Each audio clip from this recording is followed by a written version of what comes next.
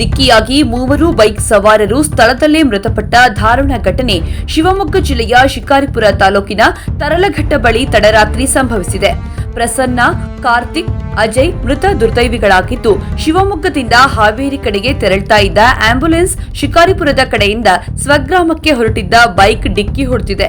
ಅಪಘಾತದಲ್ಲಿ ಹೊಸ ಜೋಗದ ಮೂವರು ಸವಾರರು ಸ್ಥಳದಲ್ಲೇ ಪ್ರಾಣ ಬಿಟ್ಟಿದ್ದಾರೆ. ಶಿಕಾರಿಪುರ ಗ್ರಾಮಾಂತರ ಠಾಣೆಯಲ್ಲಿ ಪ್ರಕರಣ ದಾಖಲಾಗಿದೆ. ಸ್ಥಳಕ್ಕೆ ಪೊಲೀಸರು ಭೇಟಿ ನೀಡಿ ಪರಿಶೀಲನೆ ನಡೆಸಿದ್ದಾರೆ.